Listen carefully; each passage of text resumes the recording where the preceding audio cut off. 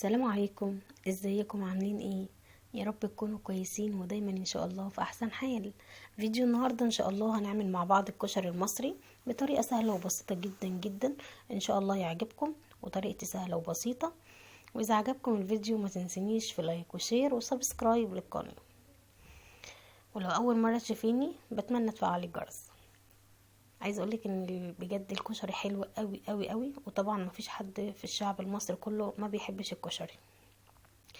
اكله سهله وبسيطه جدا جدا ومش مكلفه خالص، وفي نفس الوقت مغذيه قوي. زي ما انتوا شايفين كده الطبق بجد شكله تحفه قوي وطعمه خطير.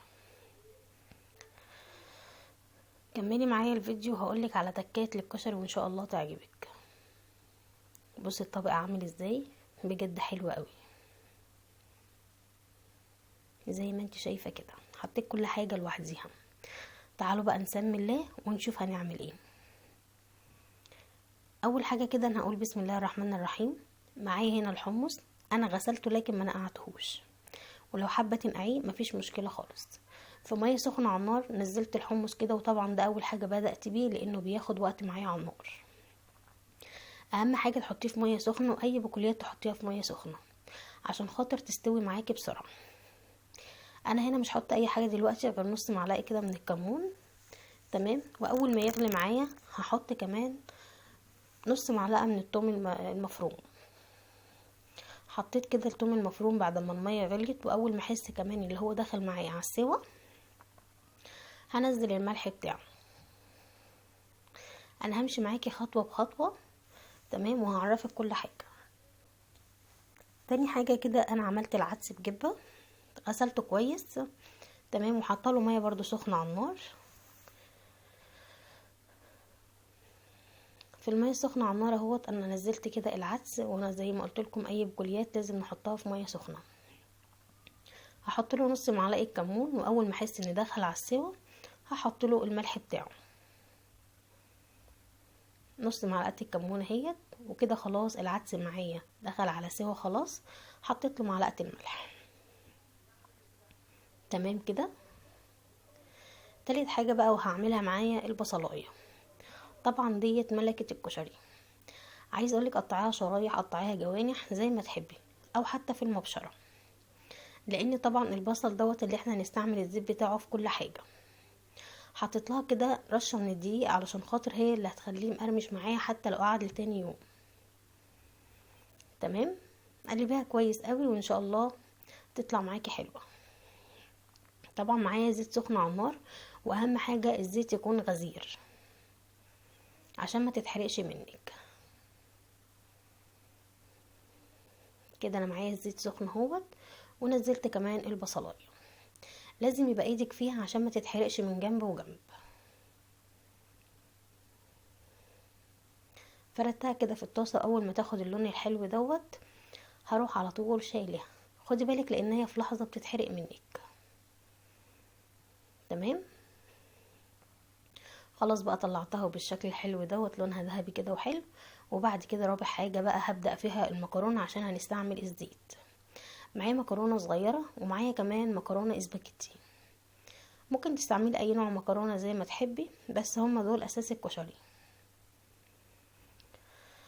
طبعا معايا ميه سخنه على النار، حطيت لها كده معلقتين من الزيت اللي هما بتوع البصل، واحط لها كمان نص معلقه من الملح، وطبعا الملح حسب الرغبه.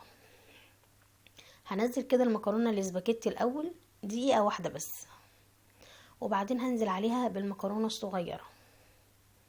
المكرونه هتاخد معايا 10 دقايق بالظبط على النار. ما تخليهاش اكتر من كده عشان ما تعجنش منك، وكمان تحس بطعمها. شايفه المكرونه استوت وطالعه زي الفل. بعد كده هنعمل الصلصه. معايا هنا طماطم، معايا معلقتين من الخل، معايا معلقتين من الثوم المفروم، معايا ملح وكمون وفلفل اسود وكزبره، وكمان معايا واحده ماجي. الماجي اختياري، حابه تحطيه ماشي، مش حابه خلاص مفيش مشكله خالص.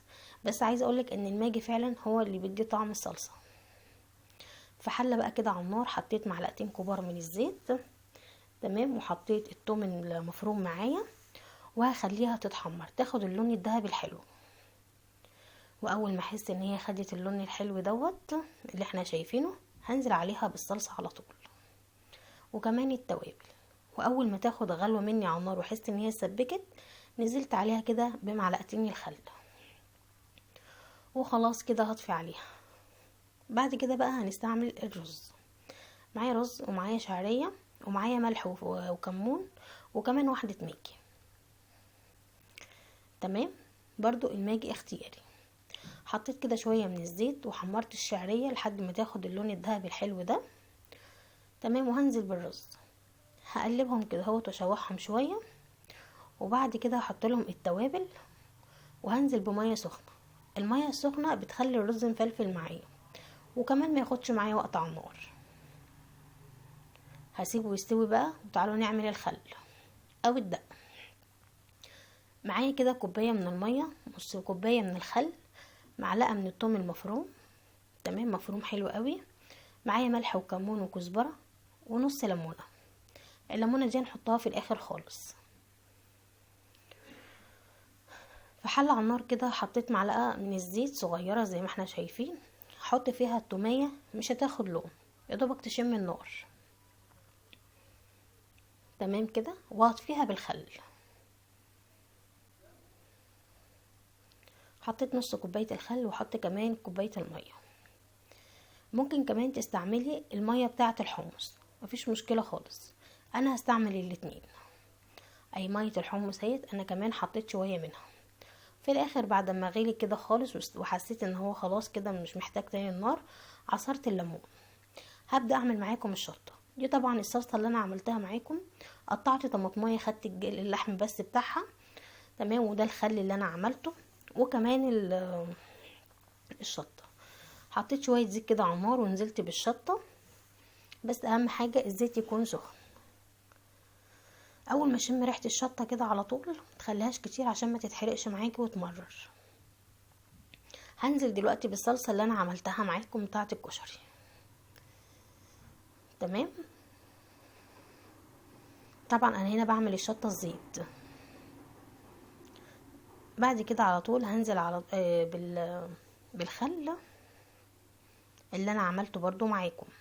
انا هنا ما حطيتش اي توابل خالص لان انا مش محتاجة، عشان خاطر انا واخده صلصة وخل وهم فيهم كل حاجة. اول ما تغلي معايا كده على النار هحط الطماطم اللي انا مقطعاها. انا هنا واخده بس اللحم ورميه البذر. تمام. اول ما تاخد غلوه بقى كده وشوف الزيت طلع على الوش زي ما احنا هنشوف دلوقتي، هطفي عليها. هي بتبدا تتقل معايا كده. انا خلاص خلصت الكشري. العدس اهوت حلو قوي ومش معجن ومفيهوش اي حاجه خالص. كمان الصلصه هي خلاص اتسبكت وخلصت خالص وطفيت عليها. الحمص هنا كمان انا كنت طفيت عليه. تمام. بس كان لسه بيغلي اهو. والمكرونه اهي بصوا شايفين عامله ازاي، بجد حلوه قوي. بعد كده بقى هبدا اغرف معاكم الطبق بتاعي. حطيت كده الرز من تحت. طبعا حطي بالشكل اللي انت عايزاه واللي يريحك. تمام. حطيت كده الرز من تحت زي ما احنا شايفين. بصوا الرز نازل مفلفل وجميل جدا ما شاء الله، وريحته فعلا تحفه. بعد كده بقى حطيت الصلصه في النص عشان خاطر اللي يحب يحط. تمام. حطيت المكرونه. وطبعا المكرونه انا كنت حاطه لها بعد ما استوت، حطيت لها معلقتين زيت كده اهوت عشان خاطر تاخد الطعم. نزلت كده بالعدس بتاعي من فوق، وبجد الشكل حلو قوي. جربيه ان شاء الله بالطريقه دي وهيعجبك بامر الله. بدات ارص العدس كده زي ما انتوا شايفين. وطبعا ما نسيتش الحمص، حطيته كده من تحت. طبعا رص الطبق زي ما تحبي. تمام. حطيت البصلايه بقى هيت، وفي ناس بتقول عليها الورد وناس بتقول عليها تقليه. تمام.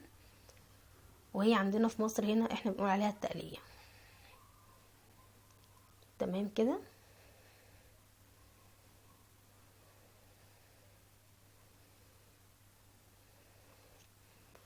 واحط بقى شويه كده من الخل بتاعي، برضو مش كتير حسب الرغبه. وطبعا هحط الشطه. طبعا الشطة دي طبعا اختياري مش اجباري. عايزه اقولك طعمه كان حلو جدا جدا جدا، وفعلا والله تحفه، وجربيه بالطريقه دي وان شاء الله هيعجبك. وطبعا دي الشطه الزيت اللي انا عملتها معاكم بجد حلوه قوي. وده شكل الطبق بعد ما خلص، بجد شكله حلو قوي قوي قوي قوي. جربيه بالطريقه دي وان شاء الله هيعجبك. واذا عجبك الفيديو بقى ما تنسينيش في لايك وشير وسبسكرايب للقناه. ولو اول مره تشوفيني بتمنى تفعلي الجرس. بستنى تعليقاتكم الحلوه وبقرا كل كومنتاتكم.